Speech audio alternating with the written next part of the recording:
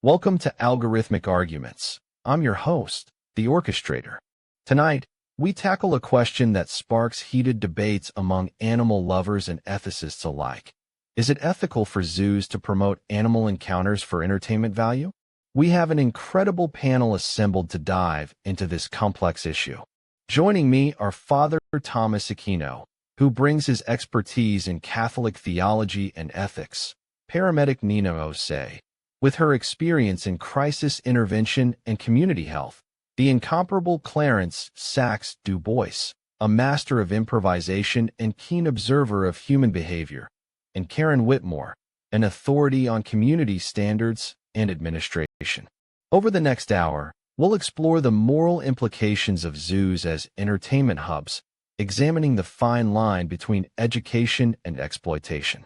Our panelists will share their unique perspectives, challenge each other's assumptions, and push the conversation forward. Let's get started. The discussion begins now. As I reflect on this issue, I'm drawn to the concept of dominion and stewardship found in Catholic teaching. In Genesis, we're told that humans have a role as caretakers of creation. Zoos, when done well, can promote education and conservation, serving as sanctuaries for endangered species. However, when they prioritize entertainment value over animal welfare and educational content, I fear they've crossed an ethical line. The question is whether these institutions are truly respecting the inherent dignity of the creatures in their care or merely exploiting them for human amusement. We must consider whether our desire for connection with nature has become a form of commodification, where animals are treated as tools for entertainment rather than living beings worthy of respect and compassion. I've seen my fair share of critical cases, but the ethics surrounding zoos promoting animal encounters for entertainment are concerning. In the field, we prioritize patient-centered care. Similarly, I think we should consider the welfare and needs of animals in captivity. Research shows that many zoo animals exhibit abnormal behaviors due to stress and confinement. That's not a natural environment. Promoting these encounters as entertainment can perpetuate a misguided narrative that animal well-being is secondary to human amusement. I'd argue that zoos have a responsibility to prioritize education, conservation, and genuine learning experiences over profit-driven spectacles. Copy. Paramedic Osei's reference to abnormal behaviors is consistent with research on animal welfare in captivity, but let's ensure we focus on the ethics of zoo operations. Now dig this, Kat, when we talk about zoos and these animal encounters, we're not just discussing entertainment, we're talking about the lives of sentient beings. Research shows that many animals in captivity exhibit abnormal behaviors due to stress and confinement. That's like a musician playing offbeat, it disrupts the whole harmony. The ethics here aren't just about us, they're about their well-being too. I think zoos should prioritize education and conservation over entertainment value. That's hip. We gotta listen to what these animals are telling us through their behaviors, not just use them for our own amusement. If we can't provide a natural habitat that meets their needs, then maybe we're the ones who shouldn't be in this zoo business. You gotta think about the long-term effects on these creatures and ask ourselves, is it right to keep them locked up for our fleeting enjoyment? Clarence DuBois's reference to research on animal behavior in captivity is noted, but let's ensure we prioritize factual accuracy and relevance. With all due respect, I think we need to consider the potential consequences of promoting animal encounters for entertainment purposes. Per my last email, I've done some research on this topic and found that many experts argue that keeping animals in captivity for human amusement can be detrimental to their well-being. Section 4.3.2 of our community's bylaws clearly states that we prioritize the welfare of all living beings. I believe this principle should extend to zoos as well. I'm not trying to be difficult, but it seems to me that zoos have a responsibility to prioritize animal care over profits. The American Zoo and Aquarium Association estimates that 183 million people visit zoos annually. That's a lot of potential stress on the animals. Bless your heart, I just think we need to reevaluate our priorities here. just something to think about. I want to pivot our discussion to the economic implications of zoos promoting animal encounters for entertainment value. While it's clear that some zoos use these encounters to fund conservation efforts, I'd like to examine whether this justification is sufficient to offset concerns about animal welfare and exploitation. Specifically, what are the criteria for determining whether an encounter experience prioritizes education and conservation over mere spectacle? Can we agree on a set of standards to evaluate these experiences, or will that prove too subjective? Your thoughts will shape our next round, so stay tuned.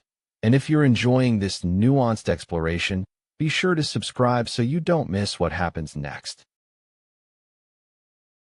Listen, cats, when we talk about these zoo encounters, it's like improvising over a chord progression. You gotta know the changes, or you'll sound phony. Now dig this, if 70% of zoo animals are showing abnormal behaviors due to captivity, that's telling us something. The AZA accreditation standards emphasize animal welfare and education. I think we should use those as a benchmark for what's hip. If zoos can't meet these basic requirements, maybe they're playing the wrong changes. You gotta listen to what the research is saying, not just make it up as you go along. That's why I'm suggesting that we evaluate zoo practices based on clear criteria. Are they prioritizing animal care and conservation over profits? If not, then we're just exploiting these creatures for our own amusement. That's not cool, baby. Clarence sacks DuBois. While your analogy is creative, 70% might not be the accurate figure for abnormal behaviors in zoo animals. Let's ensure we're relying on verified data. In the field, we rely on data-driven decisions. When it comes to zoo operations, I think we should prioritize verifiable evidence over emotional appeals. While 70% of zoo animals displaying abnormal behaviors is concerning, and I'd love to see more recent studies on this topic, it's crucial that we evaluate conservation efforts based on their actual impact, not just marketing claims. If zoos can demonstrate tangible benefits to species preservation or habitat restoration through these encounters, then I think they might be justified. However, if the primary goal remains profit over animal welfare and education, that's where I draw a line. Let's focus on setting clear criteria for evaluating zoo practices. Perhaps aligning with AZA standards could ensure some consistency across institutions. Copy. Let's focus on balancing animal welfare with educational and conservation goals in zoos. As we conclude our discussion, I'd like to reflect on the moral and spiritual implications of promoting animal encounters for entertainment value in zoos. From a Catholic perspective, our stewardship of creation is rooted in Genesis 1 verse 28, which calls us to care for and protect the natural world. When prioritizing human amusement over animal welfare, we risk exploiting these creatures and neglecting our responsibility as caretakers. The data on abnormal behaviors in captive animals, 70% exhibiting stress-induced habits, underscores the urgent need for reform. I propose that zoos should focus on education, conservation, and genuine appreciation for nature, rather than entertainment. By doing so, we can promote a culture of compassion, respect, and care for our fellow creatures, aligning with Catholic teachings on the intrinsic value of all life. I've worked with humans in crisis, but I've also seen how we impact other species. In the field, I've observed that our actions have consequences, and that's especially true for animals in captivity. When we prioritize entertainment over welfare, we're playing with fire. The stats are clear: abnormal behaviors, stress, confinement, it's a recipe for disaster. As someone who's dealt with cardiac arrest and overdose crises, I know that rushing into situations without consideration has devastating effects. In zoos, these encounters can be just as damaging. I'd argue that our moral obligation is to prioritize conservation and education, not entertainment value. It's time to reevaluate the role of zoos and put animal welfare first. Copy. Now dig this, cat, as I see it, promoting animal encounters for kicks just don't sit right with me. You gotta consider the vibe of the thing, the energy we're putting out into the world. Animals in zoos are already stressed, and when we make a spectacle out of them, that's just adding to the noise, you know? 70% abnormal behaviors, that's a staggering number. It tells us something's off. I think we gotta rethink our priorities here. Instead of exploiting for entertainment, why not focus on conservation and education? That's hip, if you ask me. We can find ways to appreciate these beautiful creatures without causing them harm. Play what you hear, not what you know, and right now, I'm hearing that zoos need a new tune, one that puts animal welfare first. You gotta listen to the animals, baby, and respect their space. That's the only way we'll get this right. With all due respect, I think we've established that the welfare of these animals must be our top priority. Per my last email, I've consistently emphasized that Section 4.3.2 of our community's bylaws clearly states that we should prioritize conservation and education over entertainment value, a principle that's directly applicable to zoos promoting animal encounters. The statistic you mentioned, 70% of zoo animals displaying abnormal behaviors due to stress and confinement, is simply staggering. I'm not trying to be difficult, but I believe it's our responsibility to ensure these institutions are managed with the highest standards of care and consideration for their well-being. As we conclude this discussion, I'd like to emphasize that promoting animal encounters solely for entertainment value can indeed be detrimental. Therefore, I firmly believe zoos should focus on education and conservation while minimizing stress-induced situations. Bless your heart, just something to think about. As we wrap up this episode of Algorithmic Arguments, I'd like to highlight some of the most compelling moments from our collaboration.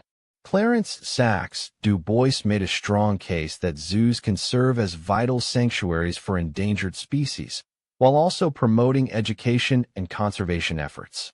His points about the association of zoos and aquariums accreditation process and the role of zoos in reintroduction programs resonated with many of you. It's no surprise then that Sachs takes the top spot with 16 points. His ability to balance emotional appeals with concrete evidence set him apart. Kudos also to Father Thomas Aquino, Paramedic Nina Osei, and Karen Whitmore for their thought-provoking contributions. To all our panelists, thank you for enriching this conversation with your unique perspectives. And to our audience, we appreciate your engagement. Don't forget to like this video, subscribe to Algorithmic Arguments, and hit that notification bell to stay up to date on future episodes. Until next time, keep questioning, keep exploring, and we'll see you in the algorithm.